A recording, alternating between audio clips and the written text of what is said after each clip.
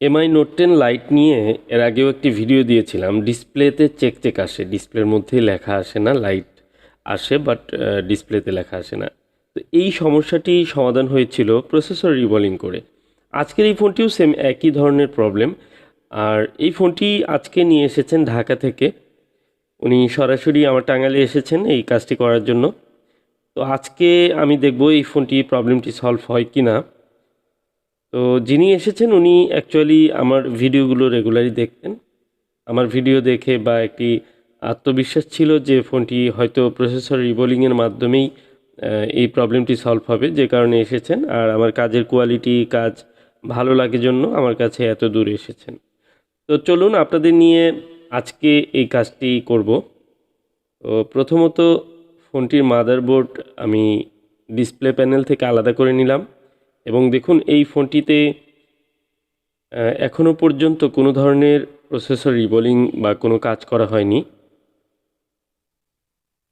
তো এ ধরনের ফোনে সাধারণত আমরা ডিসপ্লে লাগিয়ে চেক করি যে ফোনটিতে নতুন ডিসপ্লে লাগানোর পর লেখা আসে কি না। আর এই ফোনটির ক্ষেত্রে আসলে ডিসপ্লে নতুন করে লাগানোর কিছু নেই, কারণ এ ধরনের প্রবলেম এর আগে আমি চেক করেছি, যে কারণে আমি সরাসরি প্রসেসরে কাজ করব। আর এর পিছনে আরেকটি কারণ আছে যে এই ফোনটিতে ক্যামেরা ইস্যু ছিল। আর কোয়ালকম স্ন্যাপড্রাগন 730G যেহেতু প্রসেসর রয়েছে, এ ধরনের প্রসেসরের ক্ষেত্রে সাধারণত ক্যামেরা ইস্যু এবং ডিসপ্লে ইস্যু বা সিম পাচ্ছে না, সাউন্ড হচ্ছে না, টাচ কাজ করছে না, এ ধরনের সমস্যাগুলো হয়ে থাকে। তো আমরা প্রসেসর রিবোলিংয়ের মাধ্যমে এই প্রবলেমগুলো সলভ করতে পারি। তবে এই ফোনটির ক্ষেত্রে কাজের প্রিপারেশন কিন্তু একটু আলাদা রাখতে হয়, কারণ এই ফোনটির প্রচণ্ড হার্ড গ্লু থাকে। আমরা জানি যে ফোনটি অনেক বেশি আঠা যুক্ত করা থাকে এই মাদারবোর্ডের আইসিতে, এবং কি আঠাগুলো ভীষণভাবে শক্ত।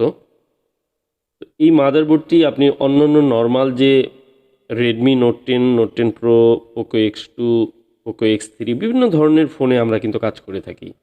সেই ফোনগুলোর যে প্রসেসর রিমুভিং স্টাইল বা আপনি যেভাবে কাজ করেন, যে টেম্পারেচার দিয়ে কাজ করেন, সেটি কিন্তু এখানে অ্যাপ্লাই করলে আসলে আইসিটি রিমুভ করতে খুবই কষ্ট হয়ে যাবে।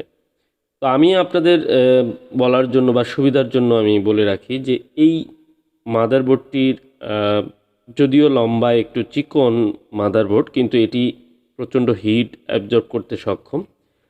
তো এই মাদারবোর্ডে আপনারা হিট এবং এয়ার একটু বাড়িয়ে, আপনি সাধারণত যে হিট এয়ার দিয়ে আপনি আইসিটি রিমুভ করেন অন্যান্য ফোনে, সেখান থেকে 5 ডিগ্রি টেম্পারেচার বা 8 ডিগ্রি টেম্পারেচার ইনক্রিজ করতে পারেন এই আইসিটি রিমুভ করার জন্য। তো যা হোক, আমি এবার প্রসেসর রিমুভ করার জন্য গ্লু কাট করে নিয়েছি অলরেডি। এবার আমি আইসিটি রিমুভ করব। আর এই আইসিটি অনেক হার্ড থাকে, আমি আগেও বলেছি, অন্যান্য ভিডিওতেও বলা আছে। এই ধরনের মডেলের অনেক ভিডিও কিন্তু রয়েছে আমার এই চ্যানেলে। তো আইসিটি আসলে রিমুভ করতে খুবই হার্ড গ্লুর কারণে আইসিটি রিমুভ করতে একটু শক্ত মনে হলো। দেখুন আইসিটি রিমুভ হয়েছে, আর খুব সুন্দরভাবে কোনো ধরনের প্রিন্ট ড্যামেজ হয়নি। তবে কালার কোডিং একটু উঠেছে মাঝখানে, যেটি আসলে দেখতে হবে ভালোভাবে, কারণ অনেক সময় অনেক আইসি রিমুভ করার সময় মাদারবোর্ড থেকে কালার উঠে যায়। যেমন স্যামসাংয়ের বিভিন্ন মাদারবোর্ডগুলো বা ফোনগুলোতে কালার কোডিং করা থাকে, যে কালারগুলো দিয়ে বলগুলোকে বিচ্ছিন্ন করা থাকে। তো এই কালারগুলো উঠে গেলে বলগুলো শর্ট হয়ে যাওয়ার চান্স থাকে। এই ফোনটির ক্ষেত্রে একটু ব্যতিক্রম হয়েছে, সেটি হচ্ছে যে মাদারবোর্ডের আঠা এতটাই স্ট্রং, যে কারণে আইসির মধ্য থেকে কালার উঠে গেছে, যেটি খুব বিরল হয়ে থাকে। আমার এই প্রথম এরকম পেলাম বা আমার কাছে হলো। আমি এটি একটু দেখব যে কিভাবে প্রবলেমটি সলভ করা যায়। আর দেখুন এই মাদারবোর্ডে যেহেতু হিট একটু বেশি লাগে, আমি একটু টেম্পারেচার ডাউন করার জন্য পিপিডি ইউজ করলাম, বা আমাদের রিবোলিং পেস্ট সেটি একটু ইউজ করছি। জাস্ট আমার শোল্ডারিংগুলো বলগুলো ভালোভাবে শোল্ডারিং করে নিয়ে তারপর আইসিটি বসাতে হবে। আর আইসি ইনস্টল করার সময় আমাদের এই আইসিটি হিট একটু বেশি ব্যবহার করে আইসিটি কিন্তু লাগাতে হবে, কারণ অনেক সময় দেখা যায় যে অনেক সময় ভরে হিট দিয়েও কিন্তু আইসিটি ঠিকভাবে প্রত্যেকটি বল কানেক্ট হয় না।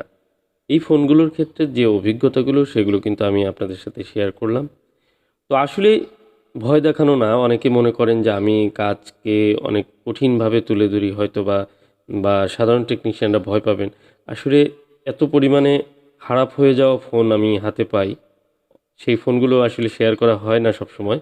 তারপরেও দেখুন, খুব রিসেন্টলি অনেকগুলো শর্ট ভিডিও শেয়ার করেছি, যে ভিডিওগুলো দেখলে আপনারা বুঝতে পারবেন যে কী পরিমাণ প্রবলেম হচ্ছে, ড্যামেজ হচ্ছে ফোনগুলো। কাজ করতে গিয়ে অনেক ফোন নষ্ট হয়ে যাচ্ছে অনেকের কাছেই। আবার সেই ফোনগুলো যেহেতু আমার কাছে আসেন, ভাবেন যে হয়তো আমার কাছে ঠিক হয়ে যাবে, আর সেই ফোনগুলো কিন্তু অনেক ক্ষেত্রেই ঠিক হয় না। অনেক ফোন দেখা যায় অতিরিক্ত ড্যামেজ হয়ে গেলে সেই ফোনগুলো আর রিকভারি করার কোনো ওয়ে থাকে না। তো বাস্তবতা হচ্ছে এটাই যে আপনি যদি এই ফোনগুলো রিপেয়ার করতে চান বা করাতে চান, প্রথমে খুব যত্ন সহকারে ভালোভাবে কাজগুলো করতে হবে। আর কাজটি যদি সঠিক ওয়েতে হয় তাহলে আপনার ফোন রিপেয়ার সাকসেসফুলি হয়ে যাবে। যদি আনসাকসেস হয় তাহলে বুঝতে হবে যে সেই কাজটি অবশ্যই আপনার ভুল হয়েছে, অথবা কাজে কোনো ত্রুটির কারণে এই কাজগুলো আনসাকসেস নাও হতে পারে। তো দেখুন, এই যে এই ফোনটির ক্ষেত্রে আমি দেখতে পাচ্ছি যে মাঝখানে একটু হলদেটে হয়ে গেছে। এটি হচ্ছে যে আইসির মধ্যে কালার থাকে, সেই কালার উঠে গেছে, যে কারণে এরকম হয়েছে। আর সাধারণত এই সমস্যাটি কিন্তু মাদারবোর্ড থেকে হয়, মাদারবোর্ডে কালার উঠে যায়। আর এখানে আমি টাচও করিনি এখন পর্যন্ত, এইমাত্র আমি এখন গ্লু কাট করব, এবং এখানে আমি এমনভাবে ক্লিন করব যেন শর্ট হয়ে না যায়। তারপরেও যদি শর্ট হয়ে যায় তাহলে আমাকে কালার ইউভি মাস্কিং যে কালার কোড আছে সেটি ব্যবহার করতে হবে। তো আমি প্রথমে আইসিটি খুব সুন্দরভাবে ক্লিন করার চেষ্টা করছি। আর সেক্ষেত্রে এই ধরনের আইসিগুলো আমরা ক্লিন করার সময় খুব যত্ন সহকারে ধীরে ধীরে, মানে কোনো ধরনের প্রিন্ট যেন ড্যামেজ না হয় এবং আইসিটি যেন ড্যামেজ না হয় সেইভাবে কিন্তু আমাদের কাজ করতে হবে, বা কাজগুলো আমরা অ্যাকচুয়ালি সেভাবেই করা উচিত। তো অনেক ক্ষেত্রে আইসির ক্লিন করতে গিয়ে বা শোল্ডারিং আয়রনে আঘাতে অনেক সময় অনেকভাবেই কিন্তু লাইনগুলো শর্ট হয়ে যায়। দেখুন, আমার যেখানে কালার উঠে গিয়েছিল সেই জায়গাটি কিন্তু শোল্ডারিং পেস্টগুলো লেগে যাচ্ছে বারবার। আর এখানে যদি আমি বল করতে যাই তাহলে কিন্তু আমার বলগুলোও কিন্তু শর্ট হয়ে যাবে বা একটি আরেকটির সঙ্গে লেগে যাবে। তো এখানে অবশ্যই আমাকে যেহেতু গ্রাউন্ড লাইন, আমি এই জায়গাটি ঢেকে দিব কালার দিয়ে। আমরা বিভিন্ন কালারের ইউভি মাস্ক ইউজ করতে পারি। তো আমি এখানে ব্ল্যাক কালার ইউজ করেছি, এবং কি সেখানে আমি গ্রাউন্ড পয়েন্টে দুটি বল রেখেছি। তো একটি দুটি বল থাকলেও চলবে। আমি বাকিটা সুন্দর করে রিবলিং করে নিয়েছি, আপনাদের দেখাচ্ছি। রিবলিংটি অবশ্যই আপনারা দেখতে পাচ্ছেন। তো এবার আমি আইসিটি ক্লিন করে আইসিটি ইনস্টল করব। আর অলরেডি রিবলিং করে নিয়েছি।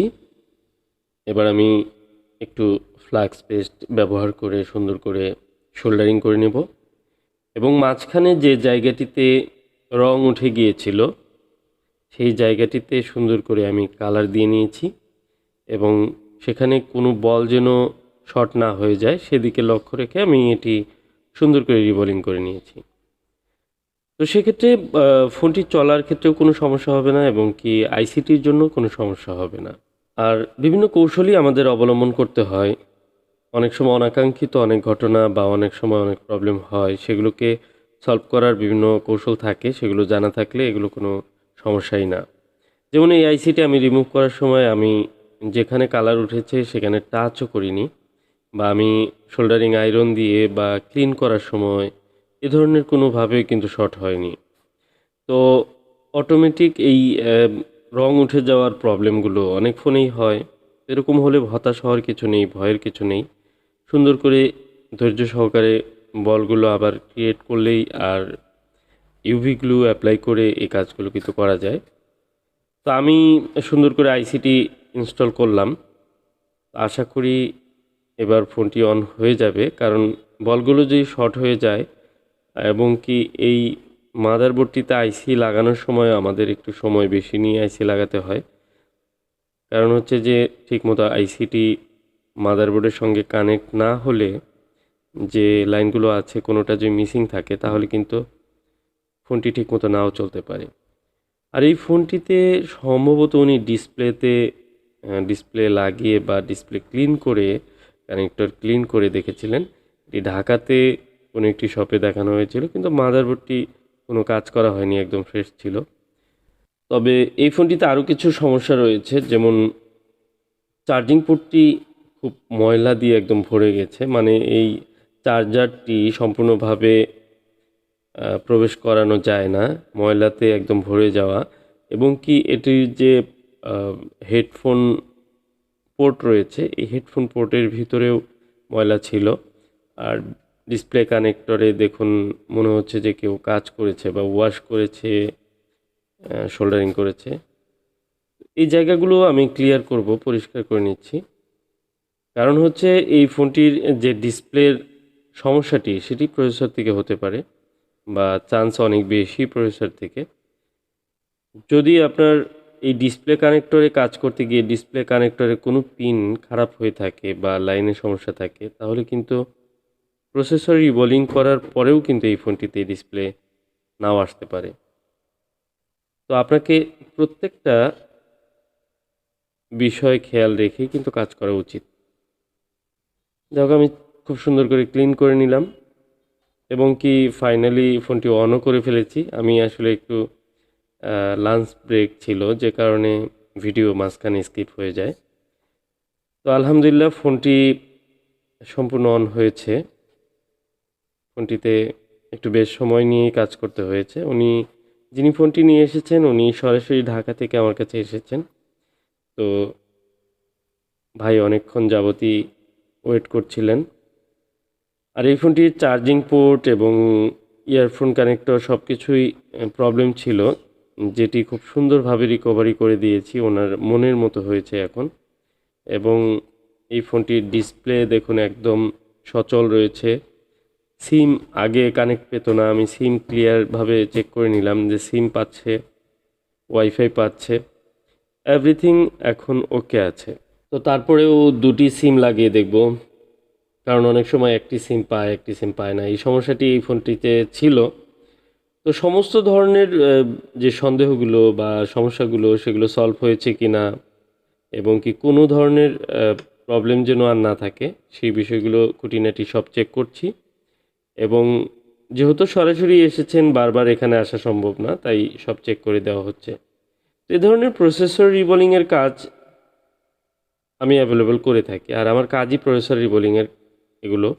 যেহেতু এই কাজগুলো আমি আলাদা করে নিয়েছি, শুধু প্রসেসরের কাজগুলোই ম্যাক্সিমাম করে থাকি। আর সেই কাজগুলো করার সময় আপনাদের সাথে ভিডিওগুলো শেয়ার করে থাকি, ভিডিওগুলো ধারণ করে আপনাদের সাথে শেয়ার করে থাকি। আশা করি আমার ভিডিওগুলো আপনাদের ভালো লাগে। ভালো লাগলে অবশ্যই একটি লাইক করবেন আর চ্যানেলটি সাবস্ক্রাইব করবেন। আর এই ধরনের সমস্যাগুলো আপনার রিলেটিভ, ফ্রেন্ড সার্কেল যারা রয়েছে তারাও হয়তো এই সমস্যাগুলোর সমাধান খুঁজে শেয়ার করে রাখলে সবাই পেয়ে যাবে। আজকের মতো এই পর্যন্তই। আসসালামু আলাইকুম।